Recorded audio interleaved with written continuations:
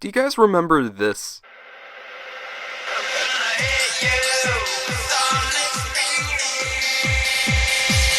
If you were a Sonic fan in the 2000s, you definitely remember this opening. It just grabs you with its style and pizzazz. That's really what Sonic was in the 2000s, filled with so much style, but nothing rivals it, like Sonic Riders. Releasing February 21st, 2006, Sonic Riders was Sonic's 21st century return to racing games. Before then you had Sonic R, yeah, there were the Sonic Drift games, but... kill me! But with Mario Kart dominating the market, how could Sonic combat such a giant property? Well, instead of just making a Mario Kart clone like a lot of other racing games do, they did something different. How different? Well, let's take a look at the very weird Sonic Riders series. Sonic Riders was developed as part of Sonic the Hedgehog's 15th anniversary. Usually when people think of Sonic's 15th anniversary, they think of Sonic 06, but that's its own video. This was the final Sonic game ever to have Yuji Naka involved in it, which is kind of interesting. You'd think that his final title would be a pretty big monumental one, like maybe Sonic Unleashed, but no, he decided to leave during the development of Sonic Riders. He gave his input at the beginning of development and then later gave more advice as the game progressed. There was a lot of fan demand for brand new Sonic racing games, but around that time not all of the fan demand was that great, but I do think that the idea of a new Sonic racing game was a good idea, and how Sega developed it I'd say is very smart. They didn't want to do a traditional racing game like everybody else, specifically Mario Kart. Instead they wanted something a bit more free and dynamic, and sticking Sonic inside of a cart like he is now is a little illogical and wouldn't work too well in the environment that they were going for. Instead they looked at surfing and snowboarding as it was much more flexible, and as a result of that they chose hoverboards as they can work in any environment. It's the most 2000 Sonic game there is. It's so weird and crazy and different, but that's why I love it. You can really tell they wanted to go all out and do something different. In every department, the story starts off with Jed who's on his airship and he's observing this Tesseract. I don't know, this is part of the Marvel Cinematic Universe. Apparently this cube is the key to their ancestral home of Babylon Garden, where some hidden treasures were left by their ancestors. Eggman arrives on board and needs the help of the Babylon Rogues. In order for the key to Babylon Garden to work, he needs all 7 Chaos Emeralds. What the hell is this? So let me get this straight. We just need to collect all these Chaos Emeralds, right? Uh-huh. Sounds easy. Eggman mentions that Sonic might have the emeralds, but for whatever reason I guess that triggered just PTSD.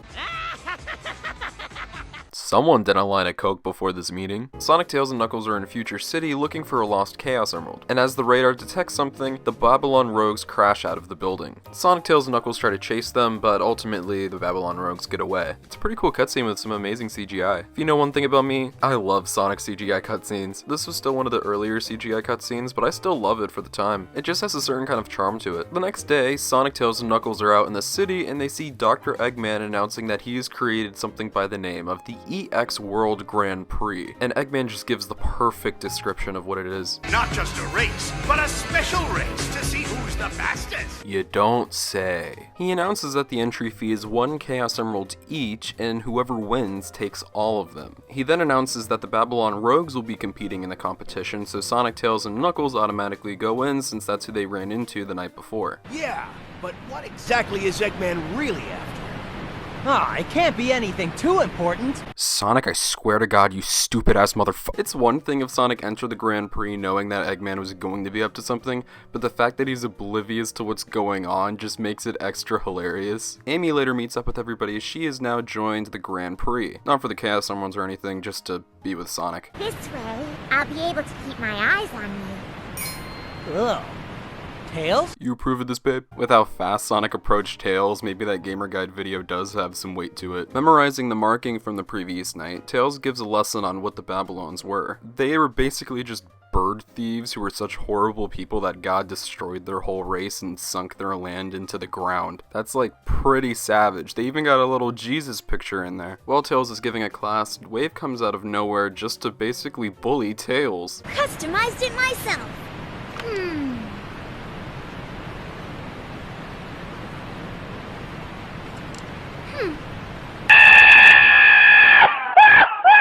They ask you how you are, you just have to say that you're fine when you're not really fine. Knuckles is walking through a factory when he bumps into Storm, but like, come on guys, you can't fall to the ground like that. You two combined weigh a solid pillow. The only way to solve this is through a race. Knuckles wins, and then Storm has to go back to Daddy and tell him the bad news. He must have cheated! That's it! He must have used some special type of gear! Wave calls him out on it, but I'm sorry, Storm might be one of my favorite Sonic characters now because the expressions that this man gives are absolutely golden. Jet instructs Storm to infiltrate Eggman's base, and he gets out of there like there's a Big Mac on the way. So naturally, when you're secretly infiltrating something, you're gonna make a bunch of noise and go super crazy and fast as possible. Storm later meets up with Jet and Wave in the desert as he brings a chip with all of the information on the treasure of the Babylonian garden. Jet has no interest, but after some convincing from Wave and an acid flashback, he's all of a sudden ready to go and will compete in the final race. Sonic is about to win, but the bomb that was planted under Sonic's board eventually blows up, sabotaging Sonic's race and resulting in Jet winning the entire tournament. You gonna get up, buddy? With the power of the 7 Chaos Emeralds and the Tesseract, he's able to turn the graphics good. It's kind of a strange use. Am I reading the script wrong? But it also uncovers Babylonian Garden. And no one's surprised, Eggman just yeets that thing out of there. That's what you get, Jet, you little bitch. And for whatever reason, Amy just hops her ass on Eggman's Eggmobile, and everybody has to go after her. Why couldn't you just leave him alone? Sonic doesn't even care about Amy, he just wants to go get Eggman. Tails, Knuckles, we gotta get Eggman! Miami's daily traffic. After a little friendly race with Jet, Sonic says this motivational line. Even without wings, I can still fly, right? He asks as Jet falls in slow motion. Really cool of you, Sonic. Way to ask for reassurance. Where are you, Eggman? I'm over here. Look before you move. Darn!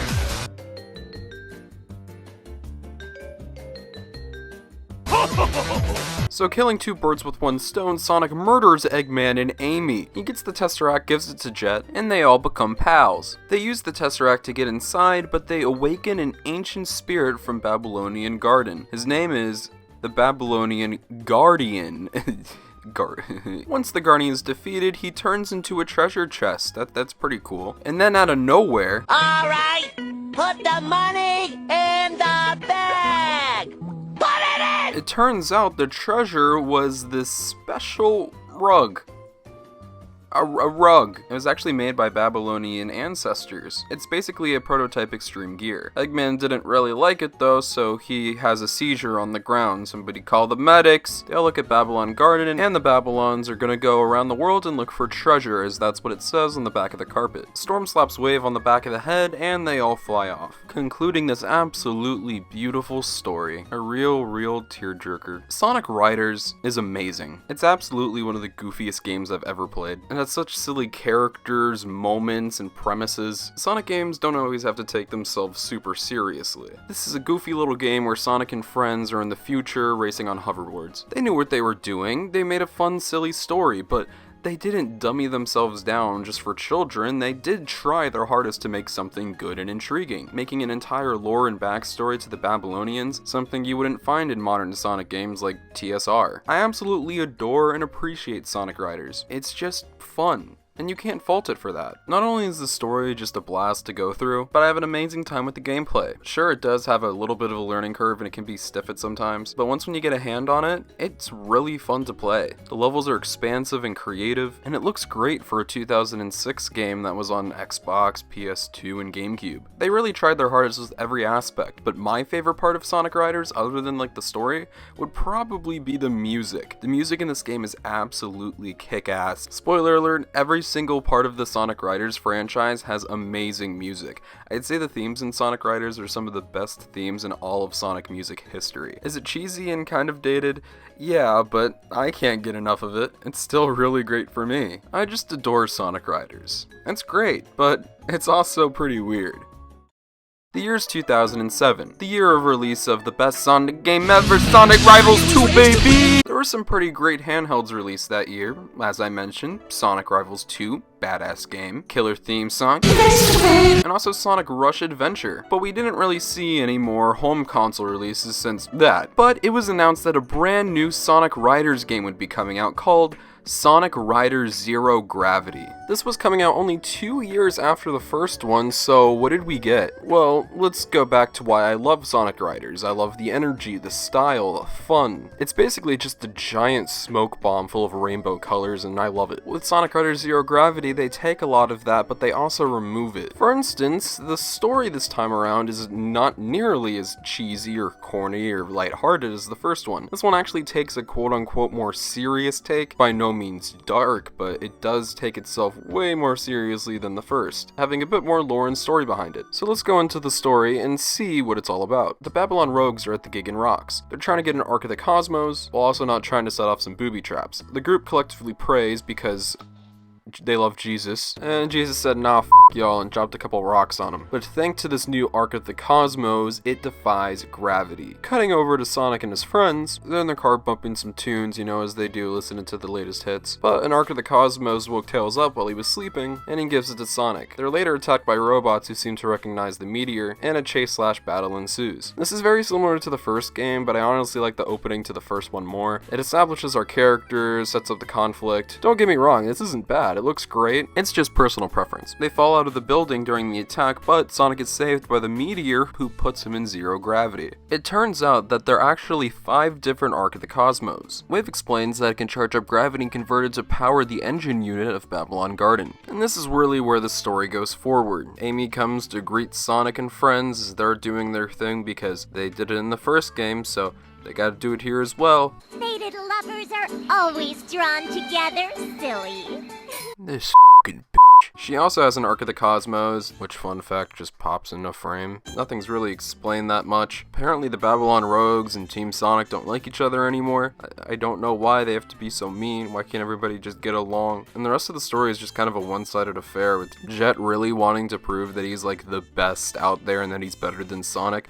But the problem is that around this time in the Sonic franchise, Sonic is the biggest sweetheart and doesn't really involve himself in conflict. He'll literally give Jet whatever he wants in this series, and it kinda just makes Jet disliking Sonic almost pointless at that point. Even with deals of who gets the Ark of the Cosmos and when Sonic wins, he still gives Jet what he wants. That's right, at the end of this game, he gets all of the Ark of the Cosmos. And then at the end of the game, it's also a very similar ending to the first. I do enjoy some of the goofy moments. Storm is definitely a standout, but seriously, who thought it was a good idea to have this shot? This just looks wrong. But it's very repetitive of the first, only having some more lore and history with these Ark of the Cosmos that doesn't go nearly as far as it could. This game takes itself way more seriously than the first, and my favorite part of the first game was the story. The story I loved so much because it was so goofy and fun, and it just kind of fit the game they were making. It's a spin-off racing game. It isn't the next big Sonic title, so it has the right to be goofy and silly. They didn't even need to have a story mode, and that's why I appreciate it. Sonic Riders Zero Gravity, however, takes itself way more seriously and makes the story less fun, but it still has the same act structure and plot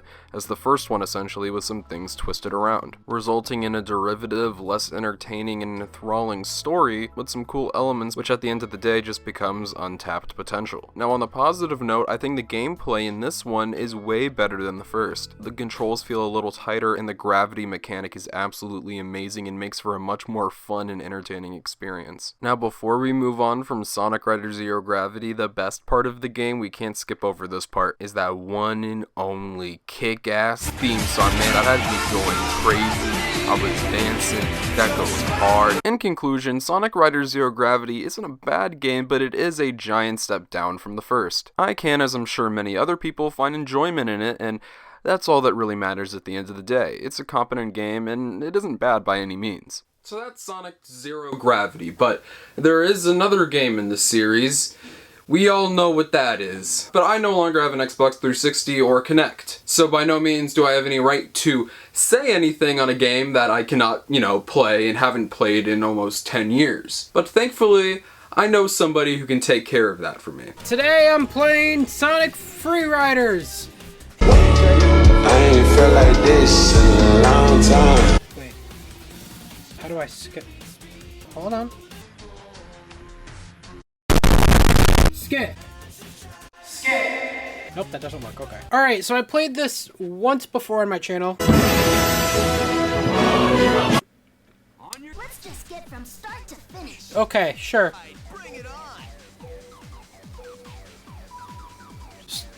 Yeah, just like that. You, Ricardo. I played Sonic Free Riders. I played the original, and I played Zero Gravity.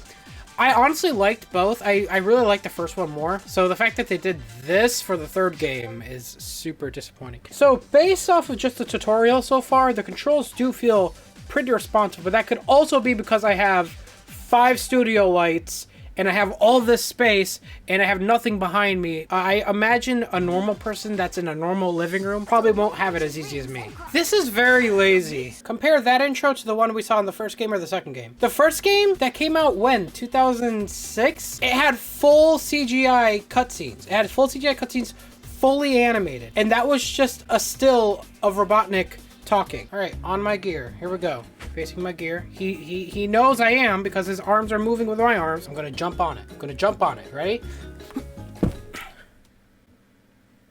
Get on the gear. On the gear. On the gear. On the gear. Get on the gear. Get on the gear. Get on the gear. What do I do? I see the feet. Get on the board! Ricardo, I'm trying. Maybe the Kinect is too high. What? Sam's procrastination station continued to play Sonic Free Riders. Again. I lost my headphones, whatever. And again. Wait, why are you turning? I'm reaching out to grab rings. Why is he turning? I'm not. I'm controlling his turn with my hand now. Cool. Oh my god, I lost by 2 rings? Are you kidding me? Maybe if you reached out to grab them, I would have got them. And again. 14 air tricks? I have to jump 14 times? Oh my god, Tails, stop talking. Go, go, go, go, go.